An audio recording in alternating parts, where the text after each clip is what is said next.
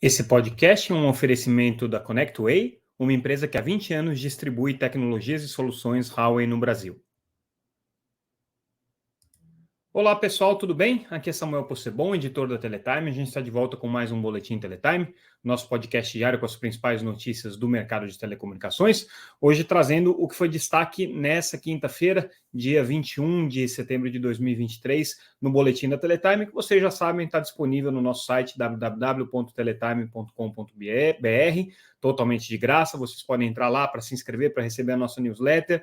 Podem acompanhar a gente também sempre pelas redes sociais como @TeletimeNews.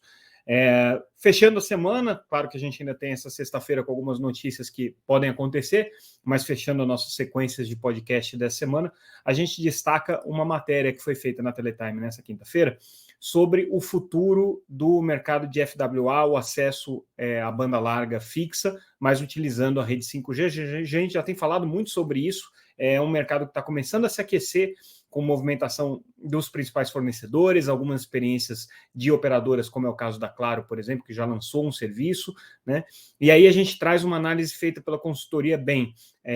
E o que essa análise traz de interessante, que na verdade não deixa de ser o óbvio, mas é um óbvio que é sempre bom a gente reforçar, porque é uma constatação já empírica que eles estão tendo a partir das experiências concretas de introdução do 5G em vários países do mundo, que é que existe uma relação direta entre o sucesso do FWA e a quantidade de acessos por fibra que você tem em cada um dos países. Então, eles fizeram uma análise, um estudo global, levando em consideração essas variáveis e constataram que nos mercados onde a fibra prevalece, obviamente, existe aí uma dificuldade maior para o FWA se desenvolver naquele país. E aí a grande questão é como é que vai ficar o Brasil nessa história, porque o Brasil é um dos mercados no mundo que tem o maior índice de penetração de fibra ótica no seu mercado de banda larga. Por outro lado, tem algumas características bem específicas com relação à realidade brasileira que pode ser que favoreçam o FWA. De qualquer maneira, a perspectiva da Bain Company é que no mercado brasileiro o market share do FWA fique da casa de 6%, muito pouco em relação a, por exemplo, projeções como da Intelbras, que é uma das fabricantes de equipamento para FWA, que projeta que mais de 20% do mercado brasileiro vai ter vai ser consistido, né, por um acesso com a tecnologia FWA. Isso, claro, no futuro, né? O FWA está começando agora. Quais são os fatores que a BEM pondera como principais dificuldades para o desenvolvimento do mercado FWA aqui no Brasil? Começa por aí, índice de penetração de fibra ótica é altíssimo hoje no mercado brasileiro, já ultrapassando 70%, então isso cria uma dificuldade natural, né? Claro que existe também uma dificuldade econômica, o Brasil tem hoje uma carga tributária em um modelo tributário que não favorece o barateamento das tecnologias FWA, dos equipamentos FWA, então isso também é uma grande dificuldade. E aí o que a consultoria pondera é que não existe um problema em si com a tecnologia, mas é que essa tecnologia precisa fazer sentido dentro de uma equação econômica, e essa equação de custo e, obviamente, né, do cenário competitivo com a fibra, pesa contra o desenvolvimento do FWA. Considerando que hoje você já tem operações de fibra chegando aí a 1 gigabit por segundo e que o FWA consegue com velocidades consistentes aí em torno de 250 até 600 megabits por segundo, existe aí uma dificuldade muito grande. Também existe, claro, uma questão da quantidade da disponibilidade de espectro para isso. O FWA vai exigir o uso da faixa de 26 GHz, que já tem sido pleiteada aí pelas operadoras de telecomunicações, venceram o leilão de 5G comprando essa faixa de 26 GHz, colocaram um caminhão de dinheiro nessa faixa, para ser preciso, 3 bilhões e meio de reais que hoje abastecem, por exemplo, a EASSE, que é a empresa que vai cumprir aí as metas, as obrigações de conectividade em escolas, mas ainda não existem casos concretos de uso da faixa de 26 GHz aqui no Brasil. Recentemente, o presidente da Claro, José Félix, cobrou de público, inclusive a Huawei, que é uma das fornecedoras aí equipamentos para FWA, para 5G, mas também fazendo menção a outras fornecedoras para que desenvolvam um ecossistema de 26 GHz que seja barato e competitivo, para que as empresas possam aproveitar essa faixa de espectro em que elas colocaram bastante dinheiro, né? E aí, obviamente, né, isso faria com que o custo do equipamento, que hoje está aí na casa de $200 a $300, pudesse chegar num patamar um pouco mais competitivo com o que custa um equipamento tipo LT, né, que é a caixinha o modem para fibra ótica, que custa aí na casa de seus $40 no mercado brasileiro. Então, existe um grande desafio. Na comparação internacional, o que a BEM chegou à constatação é que mercados em que a fibra não tem tanta penetração, como é o caso, por exemplo, do mercado norte-americano, o FWA performa melhor.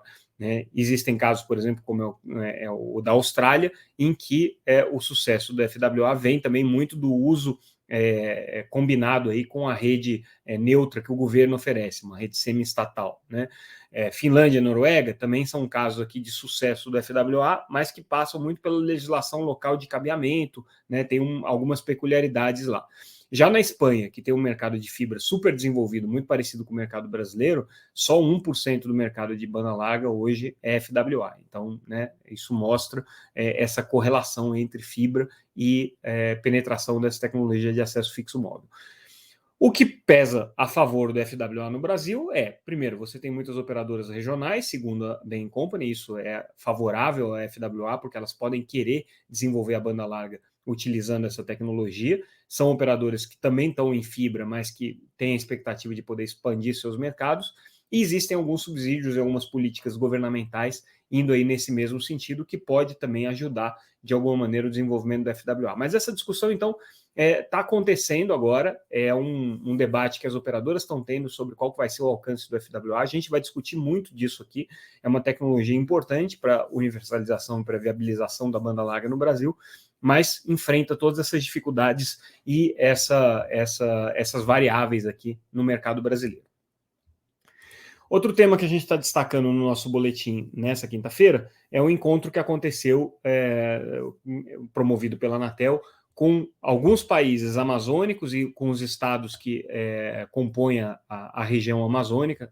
O encontro aconteceu essa semana e nesse encontro realizado em Manaus, foi discutido justamente a experiência brasileira com as infovias subfluviais que tem feito aí um trabalho de conexão na região amazônica. Esse é um tema que entrou na moda com tudo, né? Assim, talvez um grande case aí de sucesso de políticas de universalização de banda larga. Eu me lembro que há 10 anos atrás, quando a gente falava sobre como estabelecer políticas de banda larga no Brasil, quais eram os desafios que se tinha, quando você falava em levar fibra para a região amazônica, os custos eram estratosféricos. A gente falava de projetos de 20, 30 bilhões de reais para conseguir levar essa infraestrutura para a Amazônia, em alguns casos até mais, e que se dizia que seria impossível você conseguir levar conectividade por fibra na região amazônica. Pois bem, com as políticas subsequentes, mérito também aqui do Exército, que teve o pioneirismo de começar com a rede Amazônia Conectada, que deu tudo errado, tá? Mas aprendeu-se muito nessa infraestrutura, que foi a primeira a ser construída com uma rede subfluvial. Ela rompeu no meio do caminho, vários erros ali de projeto para a execução daquilo, mas teve aí o legado de deixar um aprendizado importante. Depois, com a Infovia 00, que foi construída com recursos públicos e com a RNP, depois, as sobras dos recursos da EAD, que foi a primeira entidade autônoma criada para executar metas do leilão, no caso da faixa de 700 MHz, do leilão de 4G, realizado em 2013, que executou a Infovia 01. E aí agora, no leilão de 5G, todas as infovias que vão ser construídas aí até a Infovia 08, conectando a região amazônica. Está dando super certo, né? Os projetos estão andando, está tendo atratividade econômica, inclusive, os consórcios ali para explorar essas infraestruturas que estão sendo colocadas estão tendo muita procura. São projetos que têm um grau de sustentabilidade relevante, são projetos muito inclusivos e projetos que trazem aí um aspecto de ganhos e benefícios sociais bastante relevantes. E o Brasil está sendo meio que um case mundial de desenvolvimento dessa tecnologia de infraestrutura subfluvial. Eu estava conversando com uma pessoa que está acompanhando esses projetos recentemente, ele estava me contando que, inclusive, o know-how de lançar essas fibras é brasileiro. Eu tinha, né, na minha ignorância, a impressão de que se contrataria as mesmas empresas que fazem os lançamentos de cabos oceânicos, né, aquelas grandes redes submarinas, mas não. Quem está fazendo são empresários locais, né, que desenvolveram as barcaças e as tecnologias para lançar os cabos nos leitos dos rios, desenvolveu seu know-how de como assentar esses cabos no leito do rio, porque é muito desafiador, o rio é muito turbulento, com volume de água astronômico, com correnteza e com muitos detritos, né, que circulam junto com a correnteza, de árvores mesmo, de grande porte, material orgânico, e se o lançamento do cabo não for feito da maneira adequada, é muito provável que o cabo se rompa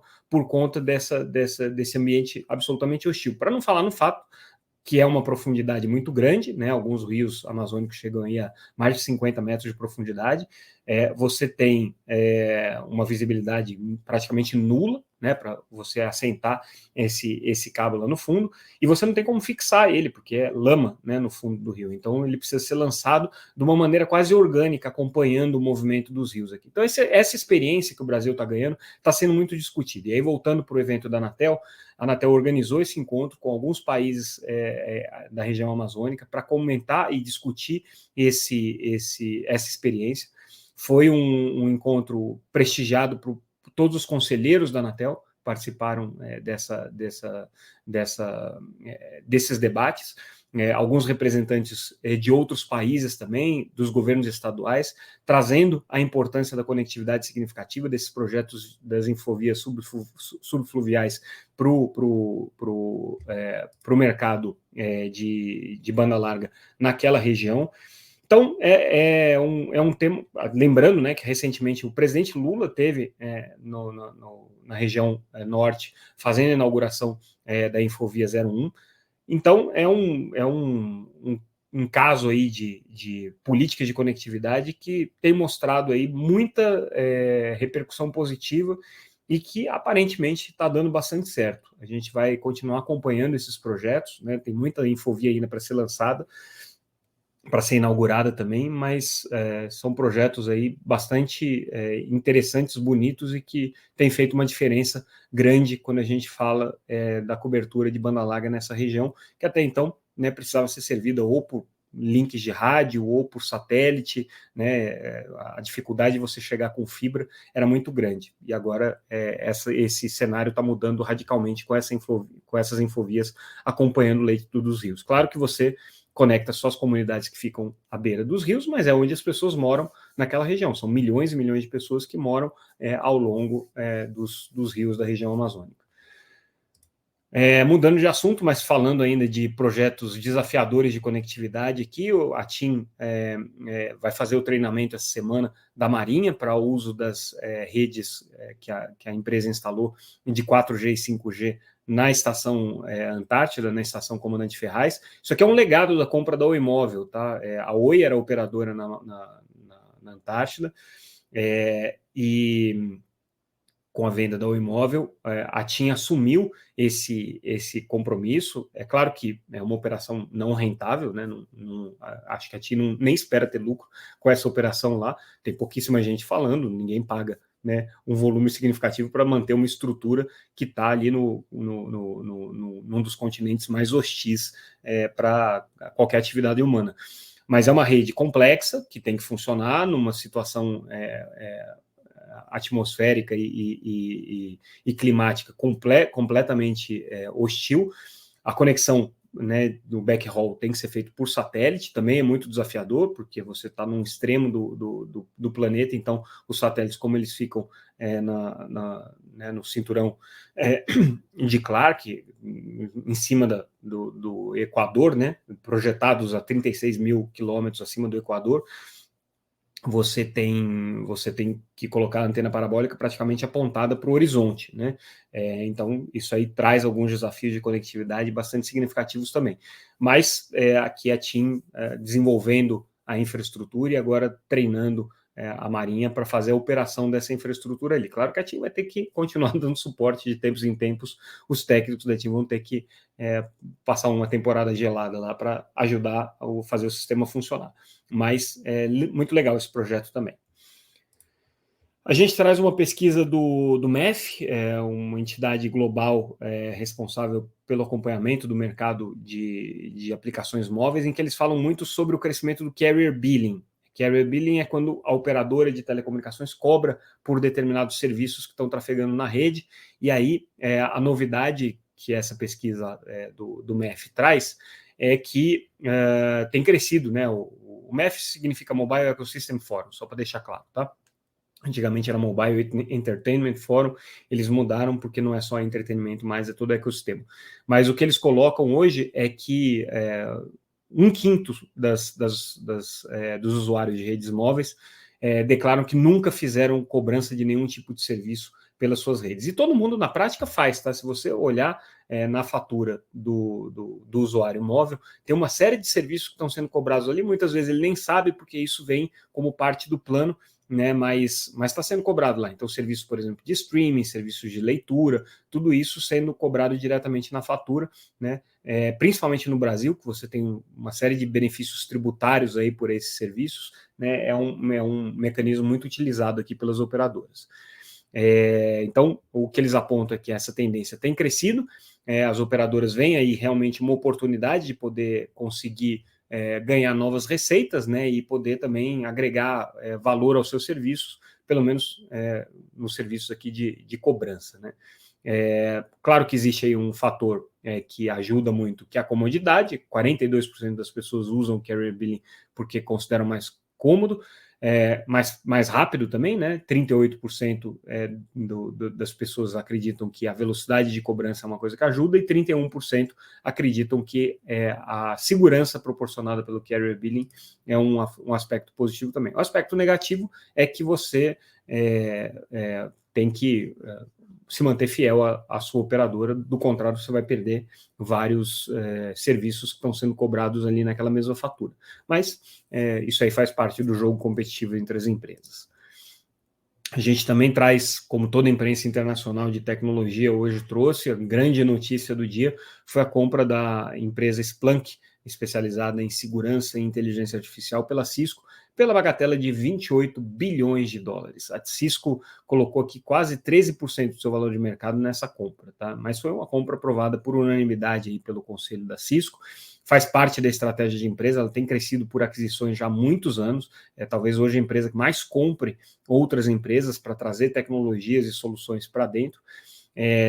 Segurança já era uma área que a Cisco atuava com bastante presença, mas no caso da Splunk especificamente a preocupação é mais com segurança no contexto de inteligência artificial, e vão se tornar juntas aí uma gigante nessa área de segurança. Então a Cisco apostando muito no desenvolvimento dessa camada de softwares em cima das camadas de equipamento. Cisco, que sempre foi uma empresa muito ligada aí ao mundo IP pelos seus roteadores, né, que é o mais conhecido, pelos acessos Wi-Fi e tudo mais, mas cada vez mais focada aqui em soluções. Hoje a grande prioridade da Cisco tem sido em soluções, e essa aquisição só vai nessa mesma linha.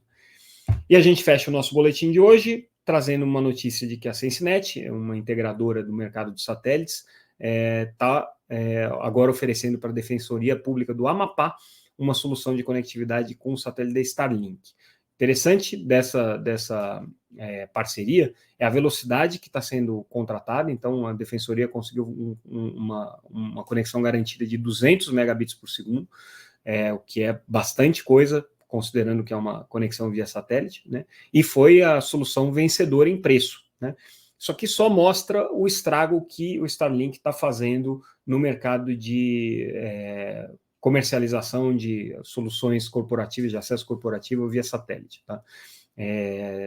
Ela tem uma condição competitiva em termos de velocidade por preço que nenhuma outra operadora de satélites hoje tem. elas estão tentando se diferenciar com outras coisas, com qualidade de serviços, com valor agregado em cima das conexões, com estrutura de suporte e tudo mais, mas quando empresas como a Sensinet, por exemplo, assumem a responsabilidade pela operação, que a Starlink não precisa ter estrutura presente aqui no Brasil, isso aí acaba fazendo a diferença. A Sensinet vai participar na semana que vem do nosso Congresso Latino-Americano de Satélites. A gente vai discutir essa mudança no mercado de soluções de redes privativas e redes corporativas no mercado brasileiro de satélites, e a Sensinet é uma das que vai participar ali. Vamos tentar entender quais os impactos que a chegada da Starlink e outras constelações de órbita baixa, né, constelações LEO, tem aqui nesse segmento de mercado.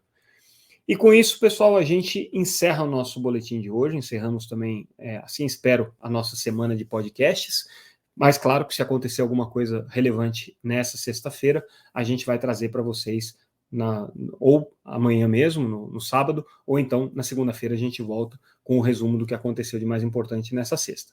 A gente fica por aqui, mais uma vez agradeço a audiência de vocês, voltando a convidá-los todos a visitarem o nosso site da Teletime, no www.teletime.com.br, acompanharem a gente pelas redes sociais e espalharem a mensagem sobre esse nosso podcast. A audiência de vocês, o boca a boca, é o nosso canal mais importante de divulgação e marketing desse trabalho que a gente faz. Então, agradeço a todos que seguem a gente no canal, indicam a gente, recomendam esse podcast para outras pessoas, continuem fazendo, porque é isso que faz o nosso trabalho crescer. E também, óbvio, o nosso patrocinador ConnectWay, que ajuda esse podcast a estar aqui presente todos os dias. Ficamos por aqui. E a gente volta na semana que vem. Mais uma vez, obrigado pela audiência, pessoal. Tchau, tchau.